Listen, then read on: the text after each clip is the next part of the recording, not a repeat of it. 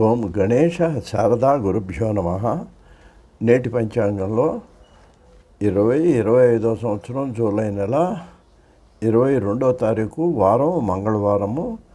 మనం తెలుగులో చెప్పుకున్నట్లయితే విశ్వావసునామ సంవత్సరం, దక్షిణాయనం, గ్రీష్మ ఋతువు, ఆషాఢమాసము, బహుళ ద్వాదశి ఉదయం 6:36 వరకు ఉంది. నిన్న ఏకాదశి నాడు ఉపవాసం ఉన్నటువంటి వాళ్ళు ఈ రోజున ఈ ద్వాదశి ఘడియల్లో భోజనం చేయొచ్చండి. ఎవరన్నా వాళ్ళకి మిత్రులను లేకపోతే బంధువులను ఎవరన్నా భోజనం పెట్టుకొని వాళ్ళతో పాటు వీళ్ళు కూడా భోజనం చేయటం మనం పూర్వం సాంప్రదాయంగా ఉన్నది. ఇక తర్వాత త్రయోదశి వచ్చింది.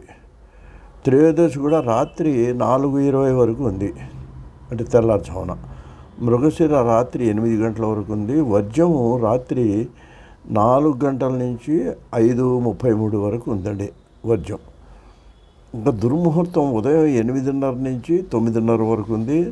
రాత్రి మళ్ళీ 10:48 నుంచి 11:36 వరకు దుర్ముహూర్తం ఉంది. ఏదైనా కార్యక్రమాలు చేసుకునేటప్పుడు వర్జం దుర్ముహూర్తాలు లేకుండా చేసుకోవటం అనేది మంచిది.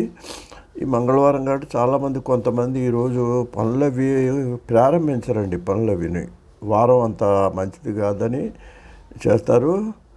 అయితే ఏంటంటే ద్వాదశి వెళ్ళిపోయి తిథి త్రయోదశి బాగానే మంచిగానే ఉంది. ఇంకోటి ఏంటంటే మంగళవారం ఆంజనేయ స్వామికి ప్రీతికరమైన రోజు. హనుమత్ దేవాలయాన్ని దర్శించుకోవడం శ్రేయస్కరం.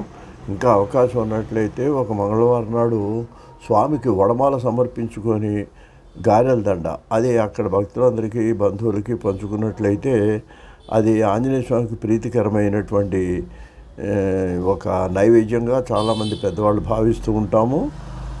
తర్వాత ఇదేంటి హనుమాన్ చాలీసా ఒకటి ఈరోజు చదువుకోవటం మంచిది. అలాగే హనుమంతుని స్తోత్రాలు కూడా మనం చదువుకోవడం శ్రేయస్కరం అండి.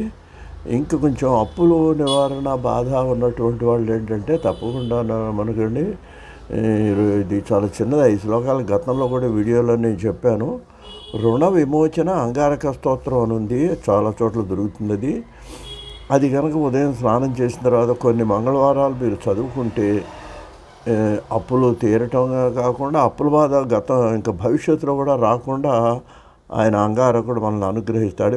ఆయనకు ప్రీతికరమైన రోజు మంగళవారం కాబట్టి ఈ విధమైన సూచనలతో మీరు ముందుకు పెడతారని ఆశిస్తూ స్వస్తి.